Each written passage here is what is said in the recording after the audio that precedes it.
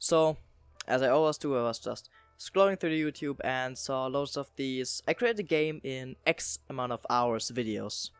They sound like a blast, and well, here was my idea. I had to create a game in an hour, with no prior art, scripts and stuff like that. I have to, however, allowed myself to think of a game idea before the timer starts, or else this challenge would probably have resulted in something that couldn't be even called a game. Oh, and on a side note, this is the second time I actually tried this challenge and record this video, as the first game I created, well, yeah, it resulted in complete trash. I even called it hot mess, because it was. And the first video, well, yeah, I recorded that in the morning and yeah, it sounded awful. So, here's the second try. Starting off the challenge, I created the art for my game. I recently discovered that 8x8 sized pixel art is something I'm capable of drawing, so I drew the player first, as it always gives me a better idea of what the world around him should look like. With the player being a slime, I made the block tiles and the platforms in a dungeon-like look. The only thing that I don't like as much is the acid texture. Well, it might look like pee, but yeah, trust me, it should be acid. But with only having like an hour or so, I just settled and said, yeah, well, what's fine, I'm going to live with it. And I started working on the player movement, as it's far more important to actually move the character than to actually see the character. This had taken me about 40 minutes in the previous game, as I had completely overscaled the movement system, adding stuff like my own friction, gravity and so on.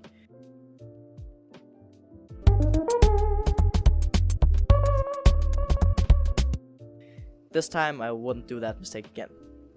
I just created the simplest way of moving a character that I could remember, i.e. just setting his velocity to the desired speed at point blank. This already gives you a really good movement script and a far more responsive feel.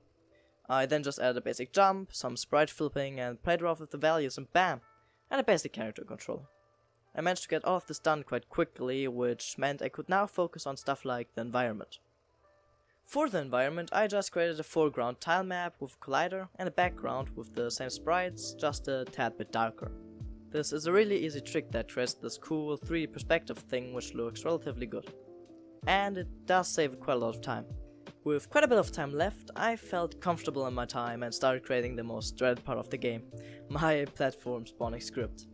Normally I would not be afraid of something as just spawning a few platforms in, however, they had to obey a lot of rules, like they had to be in range of the player's jumps, they had to spread out enough to not be annoying, they had to stay inside of the playing area, and they had to come at a decent rate of time. With all of that in mind, I just create the script, add a few variables, and well, I do what I always do when I get problems like these, just open Paint and try visualizing my problem. What I came up with in the end was actually a really neat idea. Let me put it in a language you can understand. Basically, I just spawn a random platform at the beginning between the two side walls. After that, I look at where the last spawn platform was, and then subtract as well as add from that position. This gives me an area that I can define the size of that the player should be able to reach. I then look if the position is outside of the playing area. If so, I just set it to the max left or right number and then spawn the platform there. A timer at the bottom of the script just runs itself over and over again with a definable waiting period, and runs this function. I then just gave the platforms a way of moving down and tweaked a few of the platform spawning variables. I did also try giving them platforms random speeds, however it turned out to be quite horrible for the player, so I just took it out. Now, with the game being almost finished and only having 11 minutes left, I realized something.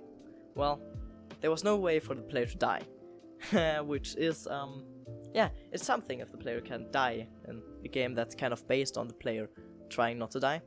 So yeah, I just quickly put in the acid texture, I made it the beginning, and I made it restart the game, if you touched it or just came, yeah, in contact with it.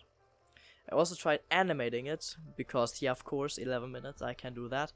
And yeah, of course it looked bad, so I just trashed it. With the last few minutes starting, I began to go into overdrive mode. I quickly added a short tutorial text that would explain the game idea. I also created a jumping sound and added it to my player, which is, well, it's something new for me to just add sounds into games, because normally my games are most of the time just soundless. And well, yeah, that's time. I did take some time after the project to just do a bit of polish. I added a small score indicator that shows the type plate at the bottom.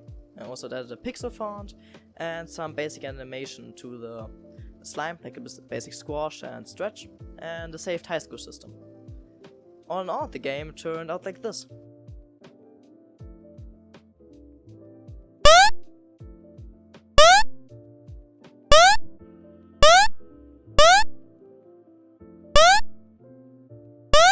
I'm pretty happy with what I managed to create, art as well as gameplay wise.